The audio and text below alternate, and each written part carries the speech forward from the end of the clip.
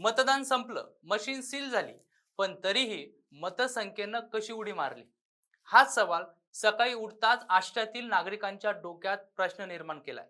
एकीकडे स्ट्रॉंग रूमच्या बाहेर रात्रभर सीसीटीव्ही बंद असल्याचा आरोप, तर दुसरीकडे मतदानाच्या आकड्यात झालेली प्रचंड तफावत.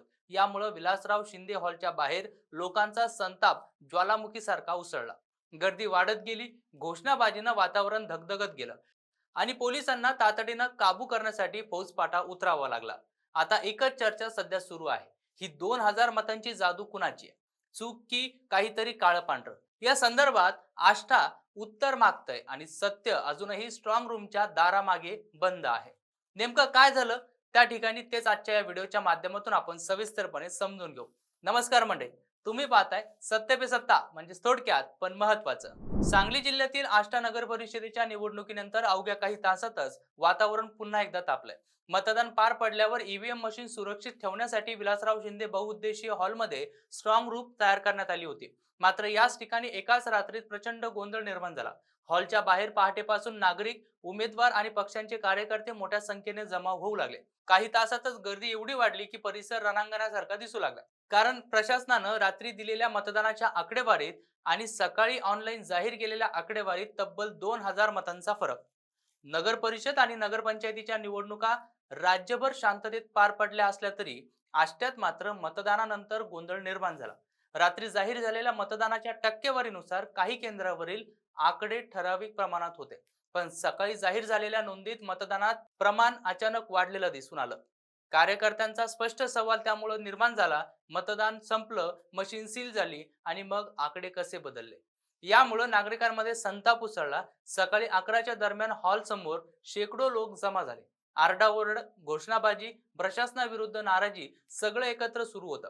परिस्थिती बिघडताच सांगली पोलीस आणि SRPFचे जवान मोठ्या संख्येनं दाखल झाले. संपूर्ण परिसराला सुरक्षा घेराबंदी करण्यात आली. आंदोलकांना शांत करण्याचा प्रयत्न सुरू झाला, पण आरोप कुशंकांचं वादळ मात्र थांबता थांबेना.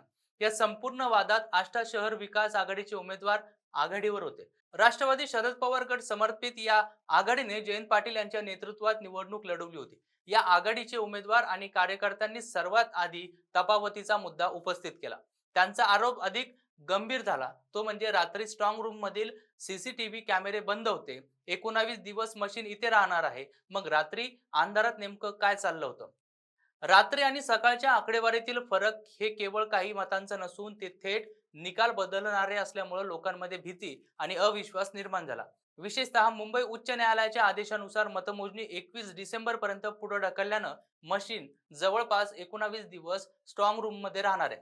या काळात पूर्ण सुरक्षा आणि पारदर्शकतेचा अपेक्षित असते, पण सीसीटीव्ही बंद असल्याची चर्चा, मतसंख्येतील वाढ आणि निवडणूक अधिकाऱ्यांच्या अस्पष्ट उत्तरांमुळे परिस्थिती आणखीन चिघळत चालली. प्रशासनानं तातडीनं पोलिसांचा बंदोबस्त वाढवला, हॉल परिसर सील केला आणि कोणालाही आत जाण्याची परवानगी न देण्याचे आदेश जारी केले. परंतु हा प्रश्न अद्यापही अनुत्तरित आहे की 2000 मतं नेमकी कुठून आली? आंदोलनकर्त्याचा रोष अजूनही कायम आहे. त्यांचा ठाम आग्रह, आकडेवारीवरील तफावत कशी निर्माण झाली याचा खुलासा तातडीनं करण्यात यावा, नाहीतर लढा सुरूच राहील. लोकशाहीचा पवित्र उत्सव असलेल्या निवडणुकांमध्ये पारदर्शकता आणि विश्वास हा कणा असतो. आष्ट्यातील प्रकरण मात्र या कण्यालाच धक्का देणारा ठरत आहे. नागरिकांनी व्यक्त केलेला अविश्वास आणि प्रशासनाकडून मिळत नसलेली स्पष्टता, या दोन्ही गोष्टींचा परिणाम पुढील राजकीय घडामोडींवर होणार हे मात्र निश्चित. आता संपूर्ण आष्ट्याच्या नजरा एका प्रश्नावर खेळलेल्या आहेत. ही 2000 मतांची वाढ चूक आहे की काहीतरी योजना झालेली आहे? आणि सर्वात महत्वाचं म्हणजे याचं सत्य जगासमोर कधी येणार?